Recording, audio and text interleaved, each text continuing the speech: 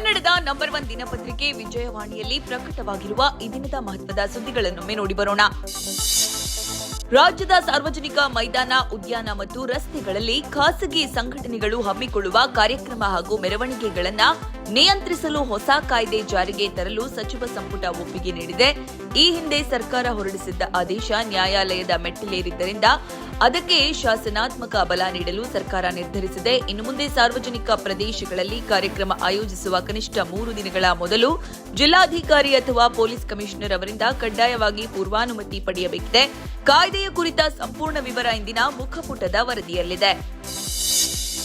ವಿಧಾನಸಭೆ ಸಭಾಧ್ಯಕ್ಷ ಹಾಗೂ ವಿಧಾನ ಪರಿಷತ್ ಸಭಾಪತಿ ಸ್ಥಾನಕ್ಕೆ ಶುಕ್ರವಾರ ಚುನಾವಣೆ ನಡೆಯಲಿದೆ. ಕಾಂಗ್ರೆಸ್ ಪಕ್ಷವು ಸಂವಿಧಾನ ಬಾಹಿರವಾಗಿ ತನ್ನ ಲೆಟರ್ ಹೆಡ್ನಲ್ಲಿ ಸಭಾಧ್ಯಕ್ಷರ ಹೆಸರನ್ನ ಪ್ರಕಟಿಸಿದೆ ಎಂದು ಆರೋಪಿಸಿ ಆಯ್ಕೆ ಪ್ರಕ್ರಿಯೆಯನ್ನ ಬಿಜೆಪಿ ಬಹಿಷ್ಕರಿಸಿದೆ. ಈ ಸುದ್ದಿಯ ವಿವರ ಮುಖಪುಟದಲ್ಲಿ ಪ್ರಕಟವಾಗಿದೆ.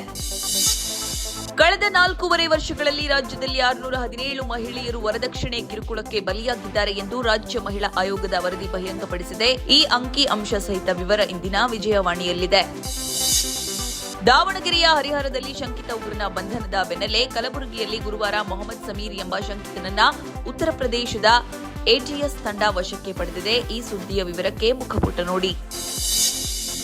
ರಾಷ್ಟ್ರಗೀತೆ ವಂದೇ ಮಾತರಂನ ಎಲ್ಲ 6 ಚರಣಗಳನ್ನು ಹಾಡುವ ಮೂಲಕ ಲೋಕಸಭೆ ಮತ್ತು ರಾಜ್ಯಸಭೆಯ ಕಲಾಪಗಳನ್ನು ಗುರುವಾರ ಅನಿರ್ದಿಷ್ಟಾವಧಿಗೆ ಮುಂದೂಡಲಾಯಿತು.